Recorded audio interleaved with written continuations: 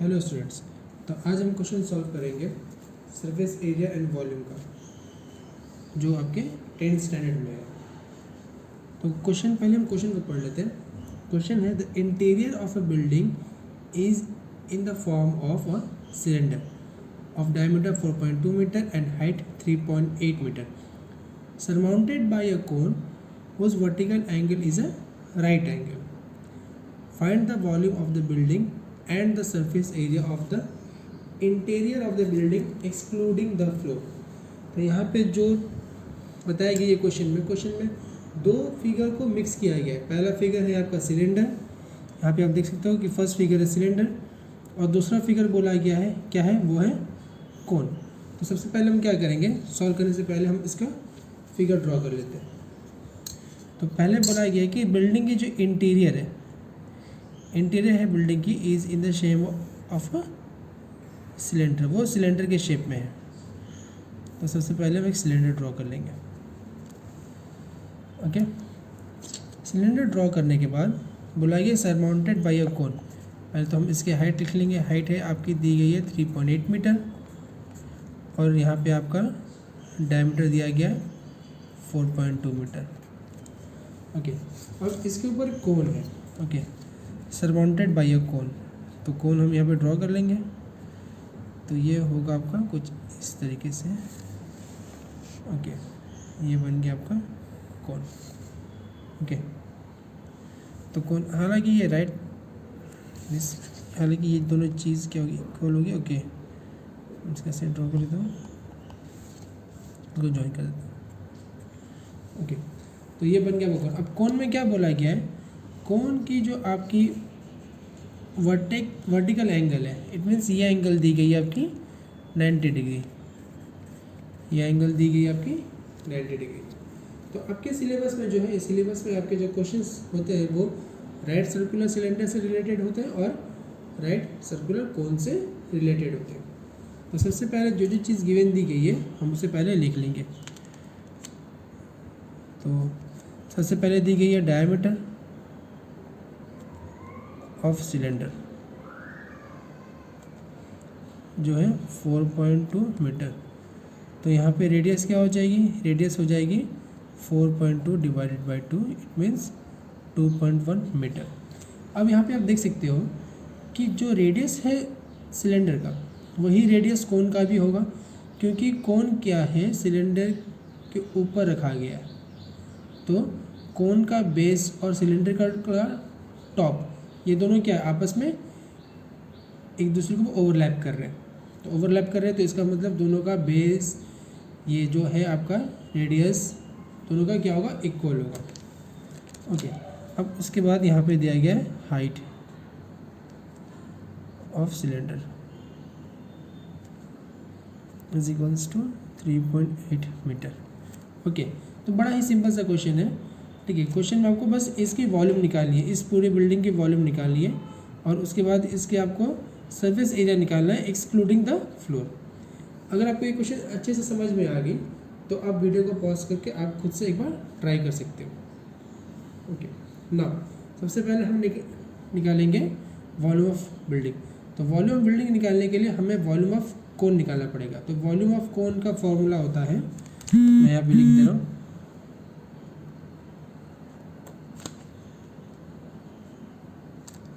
कोन 1/3 πr² h। तो इस क्वेश्चन में हमने देखा कि हमें वॉल्यूम ऑफ कोन निकालने के लिए हाइट की ज़रूरत पड़ती है, जो कि हाइट हमारे पास नहीं है। तो जैसे कि आपने देखा कि इस क्वेश्चन में ये दिखने में इजी लग रहा था, बट अगर इस क्वेश्चन को जब हम सॉल्व करते हैं तो हमें पता चलता है कि हाइट ऑफ द कोन नहीं दिया हुआ है। तो जब हाइट ऑफ द कोन नहीं दिया हुआ है तो यहाँ पे हमें height of the cone find out करना पड़ेगा पहले। जैसे कि आपने मेरे पहले वीडियो में देखा था कि मैंने उसमें एक चीज़ बताई थी कि आपको क्वेश्चन में जो भी चीज़ गिवन दी जाती है वो इसलिए दी जाती है कि आप उस गिवन की मदद से उस क्वेश्चन को आगे सॉल्व कर सकते हैं। जैसे कि यहाँ पे एक चीज़ गिवन दी गई थी, whose vertical angle is a right angle, यहाँ पे ये चीज़ गिवन दी गई है, तो ये चीज़ जब गिवन दी गई है तो इसका मतलब ये है कि ये गिवन अवे नहीं दी गई है। इसको पकड़ के आपको फर्दर सॉल्व करना पड़ेगा। क्या सॉल्व करना पड़ेगा आपको? ये चीज़ हाइट निकालने में आपको काम आएगी। तो यहाँ पे ये जो राइट सर्कुलर कोन है, ओके, तो यहाँ पे अगर इसको मैं नाम दे देता हूँ ABC, ये जो एंगल है ए है, ये एंगल ए क्या है? 90 डिग्री। अब राइट सर्कुलर कोन में क्या होता है? दोनों स्लैंट हाइट ये दोनों आपस में क्या होते हैं? इक्वल होते हैं। अगर मैं इस स्लैंट हाइट को ले लेता हूँ x, तो ये भी हो जाएगा आपका x, ओके। तो आप देख सकते हो कि अगर मैं ट्रायंगल ABC में करता हूँ, okay, in triangle ABC Pythagoras theorem, okay, तो BC हो गया मेरा हाइपोटेन्यूज का स्क्वायर इक्वल्स टू AB हो गया परपेंडिकुलर और AC हो गया आपका हाइट। यहाँ पे देख रहे हो BC square is equals to AB square plus AC square. BC hypotenuse हो गया, AB होगा परपेंडिकुलर और AC आपका हाइट। तो यहाँ पे BC की वैल्यू कितनी दी गई है? BC की वैल्यू दी गई है 4.2 because BC is the diameter, okay. Now AB को हमने लिया x square plus x square. अब इसे हम फाइंड आउट करेंगे तो 4.2 multiply by 4.2 is equals to 2x square. तो जब हम सॉल्व करेंगे तो आएगा x square equals to 2.1 multiply by 4.2। अब यहाँ पे हम इसे मल्टीप्लाई ना करके हम थोड़ा सा ट्रिक अप्लाई करते हैं। क्या अप्लाई करते हैं? हमें पता है कि हमें यहाँ पे स्क्वायर एक्स स्क्वायर दी गई है, तो मैं इसको ऐसे लिख सकता हूँ 2.1 multiply bye 2.1 multiply by 2, okay.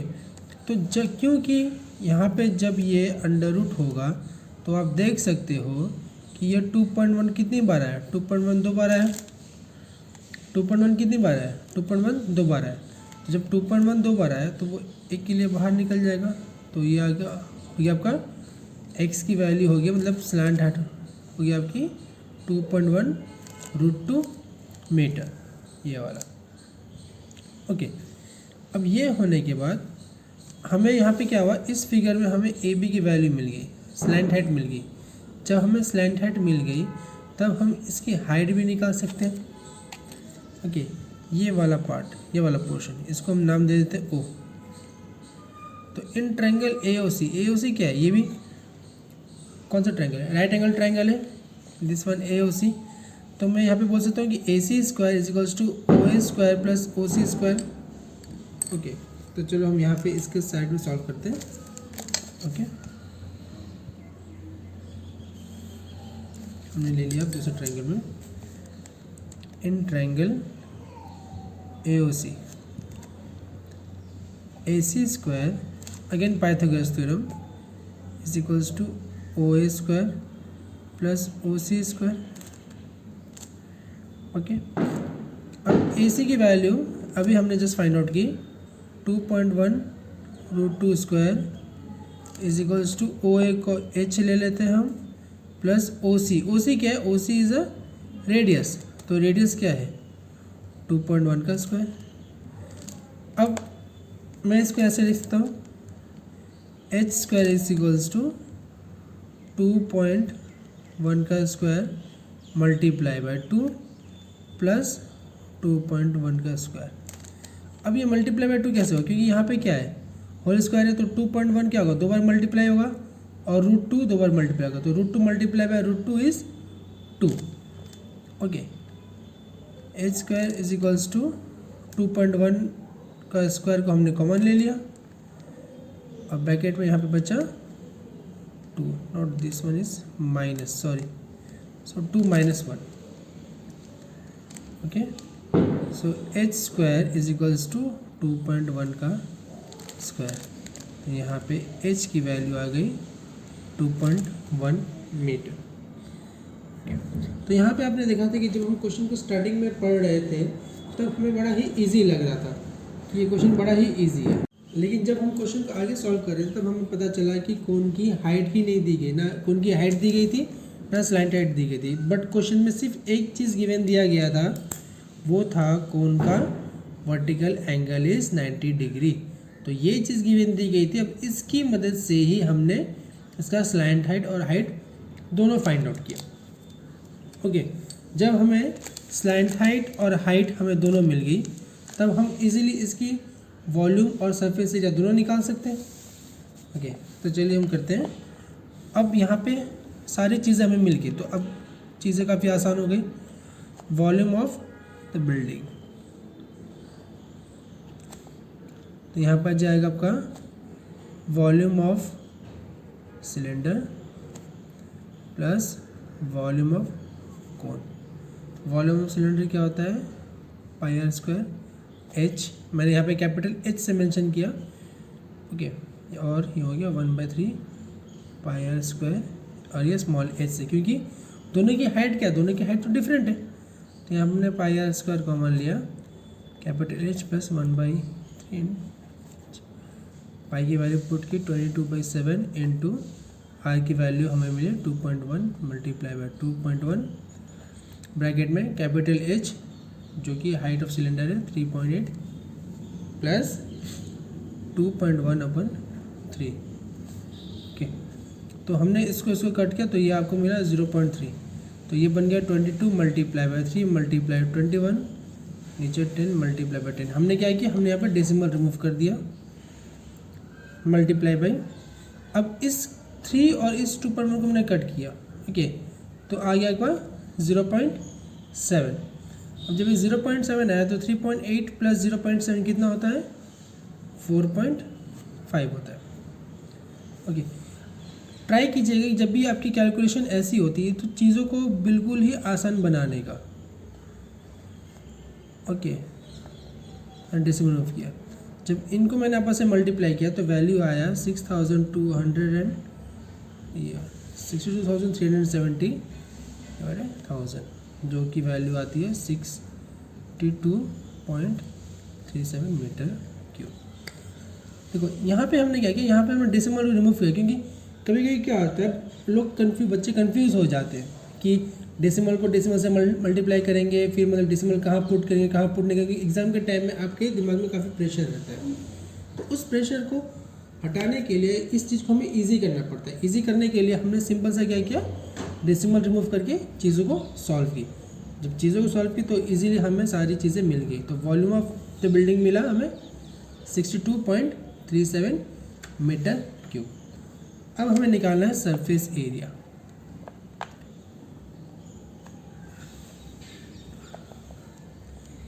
Surface area of the interior of building.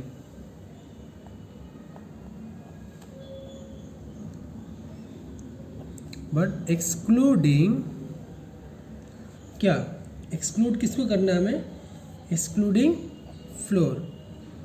तो यहाँ पे क्या हो जाएगा, यहाँ पे हम निकालेंगे कर्व सरफेस एरिया। तो यहाँ पे हमने इज इक्वल टू दिया ये पार्ट जो is equals to curved surface area of cylinder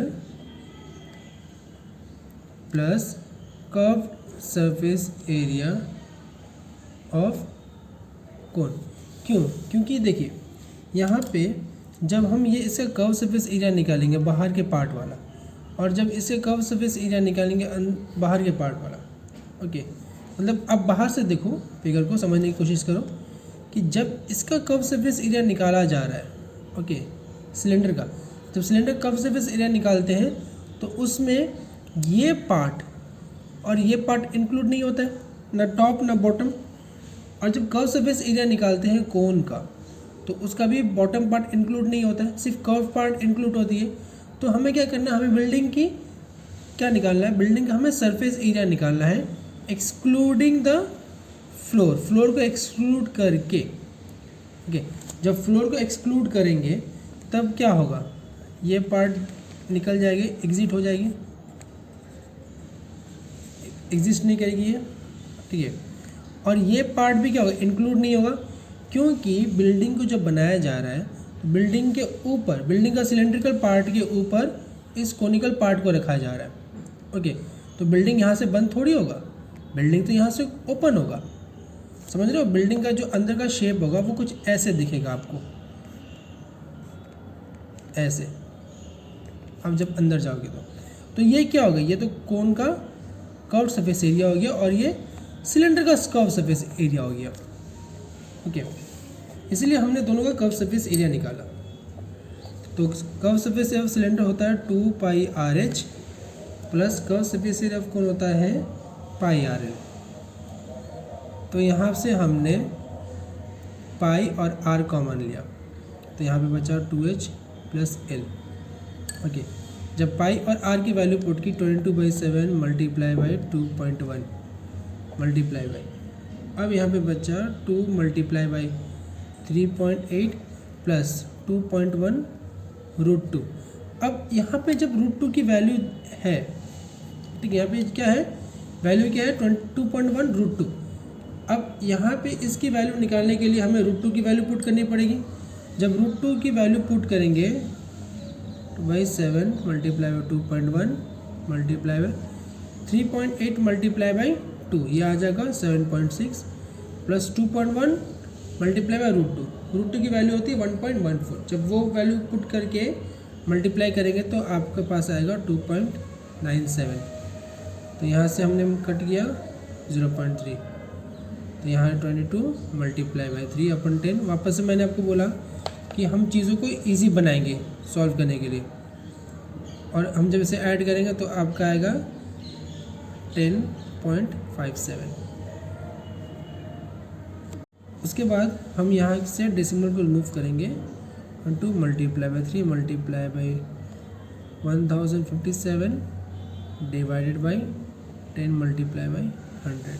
और जब न्यूमरेटर का आपस में मल्टीप्लाई करेंगे तो आपके पास आएगी 69760 डिवाइड बाई 1000। तो जब हम यहाँ पे डेसिमल पुट करेंगे तो वॉल यहाँ पे सरफेस एरिया आएगा आपका 69.76 मीटर स्क्वायर। तो ये हो गया आपका surface area of the interior of the building excluding floor. ये हो गया आपका volume of the building. Okay, thank you.